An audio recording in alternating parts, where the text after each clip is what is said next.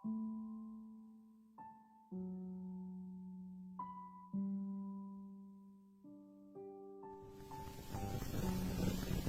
bersyukur kepada Tuhan.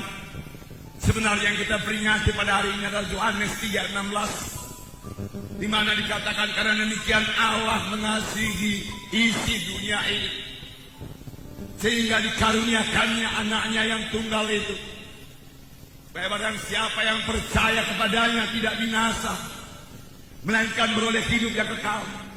Barang siapa yang percaya kepadanya, siapa saja yang percaya kepadanya, siapa saja termasuk kita semua yang berhimpun di sini, apapun latar belakang saudara, suku, agama saudara, berita bagi saudara, Allah Bapa mengasihi saudara dan Dia tidak ingin saudara binasa. Dia mau supaya saudara sampai kepada hidup yang kekal. Oleh sebab itu Dia mengirimkan anaknya ke dunia ini, lahir menjadi manusia. Itulah Dia Tuhan Yesus Kristus, supaya barang siapa yang percaya kepadanya tidak binasa, melainkan beroleh hidup yang kekal. Tidak binasa, tidak binasa, melainkan beroleh hidup yang kekal. Jadi ada dua perkara. Ada manusia ini yang akan binasa, ada yang beroleh hidup yang kekal. Tetapi biarlah kita mengerti, pengertian binasa di sini bukanlah mati dan lenyap, tidak. Binasa maksudnya di sini hukumannya kekal. Tidak 100 tahun, tidak 200 tahun, tidak 1000 tahun. Tidak ada tertulis dalam Alkitab sesudah manusia ini 1000 tahun dihukum dalam neraka, kemudian Tuhan murah menyucikannya lalu kembali ke sorga. Tidak ada. Sekali neraka tetap neraka selama-lamanya. Inilah yang disebut binasa. Saudara, bukanlah kebetulan karena hadir pada tempat ini. Janganlah seorang pun masuk ke tempat kebinasaan tersebut, yaitu neraka yang kekal. Percaya atau tidak percaya, neraka ada. Sudah ada. Bahkan sudah banyak orang ke neraka. Jangan ditambahi lagi. Rebut jiwa-jiwa.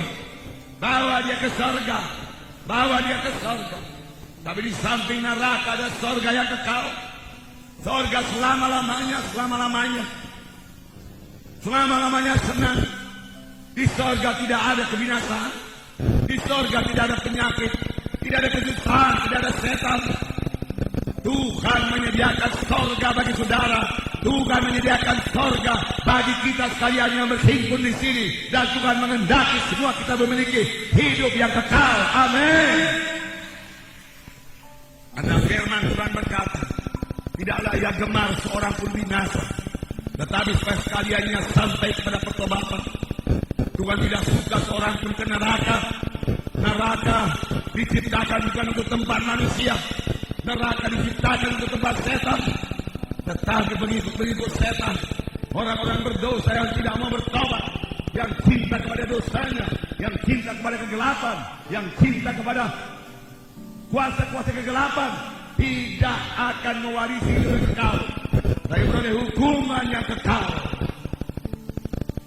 Jadi yang kita peringati pada hari ini, Yohanes 3:16 digenapkan Tuhan. Firman Tuhan berkata, sebagai anak-anak Tuhan bahkan kita harus mengetahui dengan pasti apakah kita sudah selamat atau belum, apakah kita sudah lahir baru atau belum. Dan kita harus mengetahui dengan pasti kalau kita mati kemana. Kalau kita mati sebagai anak-anak Tuhan, firman Tuhan berkata kita ke surga, di bawah Allah bersama-sama dengan Dia. Kalau kita hidup dalam Tuhan dan mati dalam Tuhan. 1 Tesalonika berkata mengenai orang yang mati, janganlah kamu bodoh, biarlah kamu mengetahui semua orang yang mati dalam Tuhan di bawah Allah besertanya. Keselamatan ditentukan oleh hubungan pribadi kita dengan Yesus. Keselamatan jiwa, keampunan dosa, lahir baru, hidup yang kekal, semua itu sejalan, bukan ditentukan oleh pencatatan nama di gereja. Firman Tuhan berkata dalam 1 Yohanes pasal 5 ayat 11 dan 12 dikatakan, Dan inilah kesaksian itu. Allah telah mengaruniakan hidup yang kekal kepada kita. Dan hidup itu ada di dalam Anak-Nya. Barang siapa memiliki anak, ia memiliki hidup. Barang siapa tidak memiliki anak itu, ia tidak memiliki hidup. Semuanya ini dituliskan kepadamu supaya kamu yang percaya kepada nama anak Allah itu tahu ataupun mengetahui bahwa kamu memiliki hidup yang kekal. Di sini dikatakan, inilah kesaksian itu. Allah telah mengaruniakan hidup yang kekal kepada manusia ini. Tetapi siapakah yang selamat? Siapakah yang menerima karunia itu? Di sini dikatakan, barang siapa memiliki anak. Anak ditulis dengan huruf besar. Maksudnya bukan keturunan. Bukan maksudnya barang siapa yang memiliki keturunan dia memiliki hidup yang kekal. Tidak. Maksudnya di sini barang siapa yang memiliki Yesus, ia memiliki hidup yang kekal. Barang siapa tidak memiliki Yesus, ia tidak memiliki hidup yang kekal. Rasul Yohanes berkata, supaya kamu mengetahui bahwa kamu sudah berada hidup yang kekal, yaitu kamu yang percaya kepada nama Anak Allah Yesus Kristus. Supaya kamu mengetahui. Sidang pertama, semua mengetahui dengan pasti bahwasanya dia beroleh hidup yang kekal. Itu sebabnya kepada sidang pertama, mati martir tidak menjadi persoalan. Dia tahu kalau dia mati martir, itulah dia berjumpa dengan Tuhan dan Juru Selamat. Kehidupannya tidak akan berhenti. Kehidupan saudara juga tidak akan berhenti. Barang siapa yang memiliki Yesus, dia memiliki hidup. Barang siapa tidak memiliki Yesus, dia tidak memiliki hidup yang kekal. Jadi keselamatan jiwa bukan tergantung dari kebaikan saudara.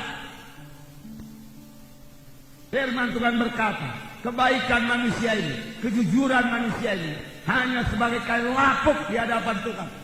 Memang sesudah selamat, saudara harus bertobat. Harus bertobat.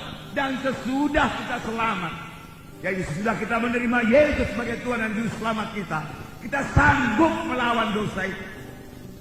Mengapa? Karena kita tidak sendiri lagi. Ada Yesus dalam hati kita. Kita tidak sendiri. Ada Yesus dalam hati kita. Amin, saudara. Ada Yesus dalam hati kita.